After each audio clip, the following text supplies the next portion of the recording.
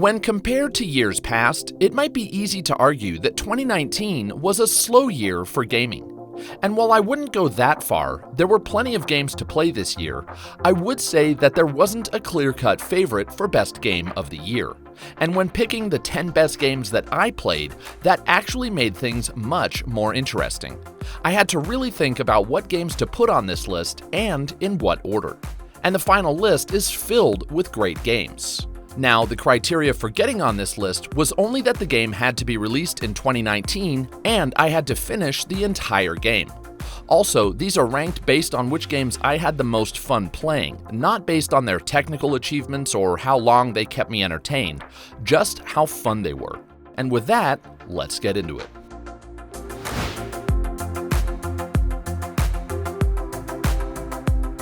I want to start with my runners-up.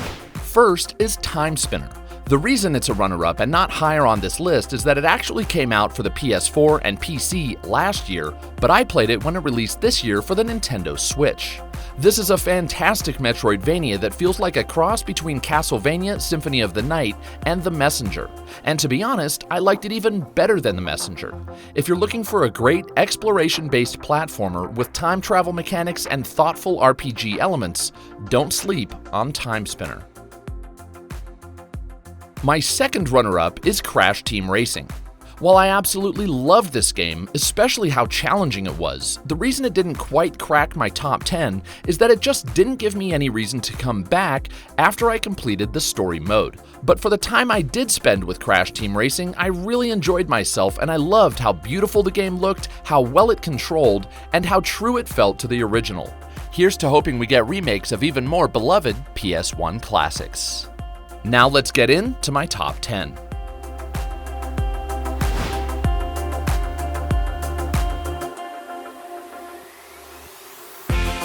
Due to the fact that New Super Mario Bros. U Deluxe is a pretty straightforward port, I struggled with whether to include it on this list. But the fact remains that it's easily my favorite platforming game of the year, even beating out Super Mario Maker 2. I personally prefer a more contained experience where each and every level feels like its own expertly crafted miniature collectathon. The controls here are just about perfect, and getting 100% on every stage and every world within the Mushroom Kingdom is more rewarding than ever. Despite the game's generic art style and the fact that it doesn't do anything particularly innovative, New Super Mario Bros. U Deluxe did improve on what remains, at least in my opinion, one of the best 2D Mario games of all time.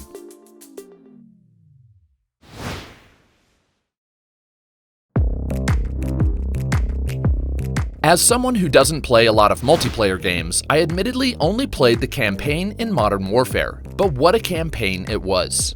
In its attempt at a more realistic portrayal of war and combat, it pulls few punches and challenges players to make some gut-wrenching choices. I know some critics were disappointed the game didn't take a specific stance on the ethics or morality of war, but for me, it did something more powerful.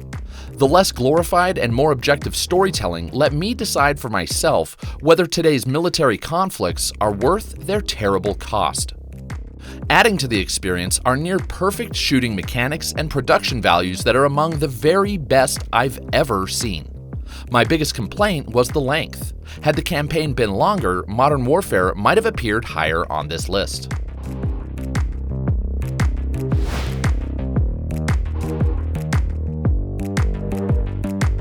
When SteamWorld Quest was first announced, I was disappointed that it was more of a card-based battle game and less of a traditional RPG. And while the exploration and character-building elements did turn out to be rather light, the battle and deck-building systems proved massively addictive. Simple enough to learn within minutes, yet complex enough to remain engaging throughout the game's 20-hour campaign, the card game encourages you to discover your own unique and effective combos, exploit enemy weaknesses, and constantly make life-or-death decisions. It all culminates in deep, tense, and rewarding turn-based battles that, at least for me, made hours pass like minutes.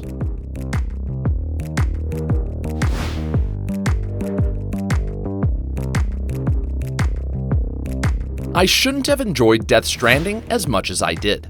It's way too long and incredibly repetitive, but whenever I wasn't playing Death Stranding, I couldn't stop thinking about Death Stranding. One reason for this is the interesting world Hideo Kojima created, but there's more to it than that. While the game itself can feel bloated, the actual experience of delivering packages in this bleak yet beautiful world is incredibly simple, lean, and focused.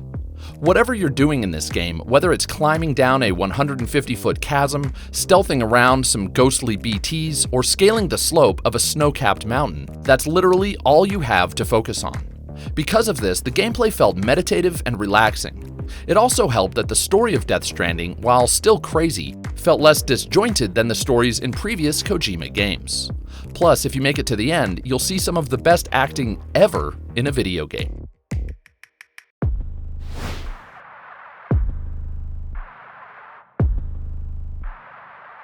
A Plague Tale: Innocence is a third-person stealth adventure that takes place during an outbreak of the plague in 14th century France.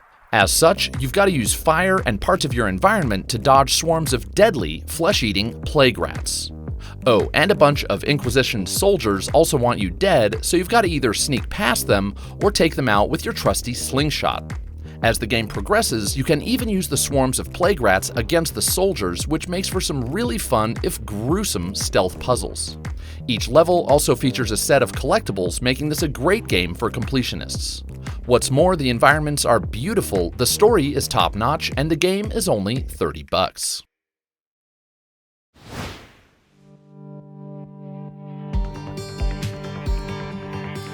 I was never able to get into previous Metro games, but the semi-open world structure of Metro Exodus pulled me right in.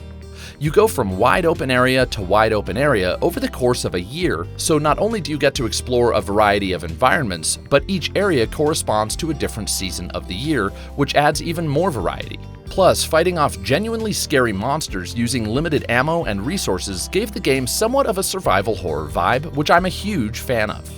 But most compelling was the story. You begin the game by leaving an underground post-apocalyptic stronghold for the very first time, and the world above ends up being nothing like what your character imagined. Plus, you have everything to lose right from the start, so the stakes are always high. In a nutshell, Metro Exodus combined great action, fun environments, good atmosphere, and strong storytelling, and it's my favorite first-person shooter of 2019.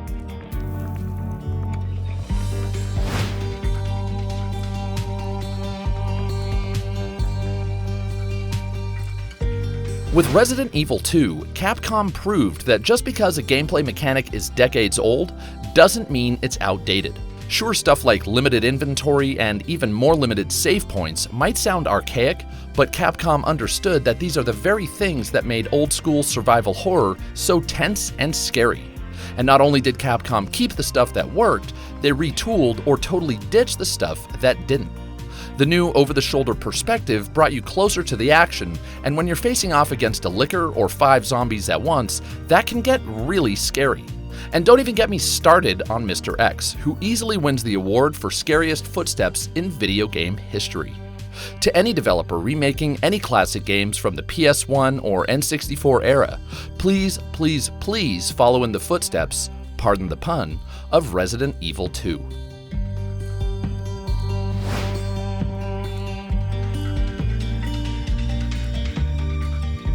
There's a lot to like about Remedy's latest game, but for me it was exploring the game's surreal world as well as unlocking, then mastering the main character's supernatural powers that made it one of the year's very best action games.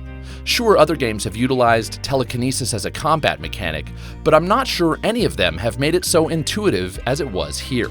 It couldn't have been any easier to fly around, just like Superwoman, then pick up an entire desk with your mind and hurl it across the room at your enemies.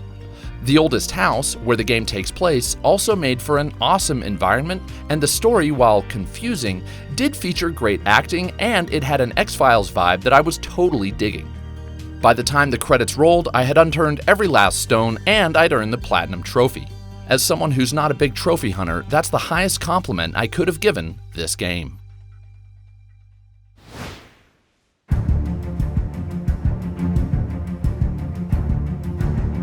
Of any title on this list, Astral Chain took me the most by surprise.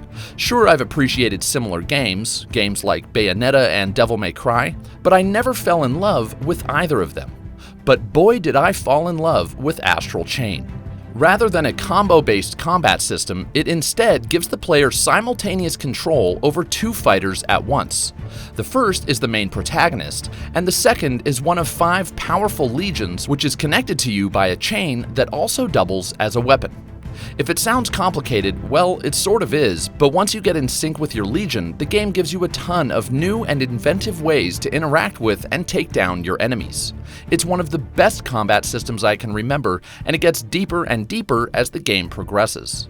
Plus, I loved how Astral Chain breaks up the combat with puzzles and side missions that you can complete throughout each level.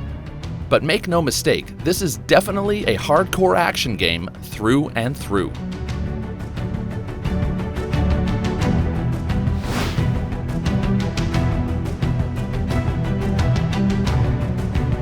After just a few hours with the game, I had a feeling Star Wars Jedi Fallen Order would be my game of the year, and sure enough, here it is. Yes, I know it's completely derivative, but that's actually why I love it.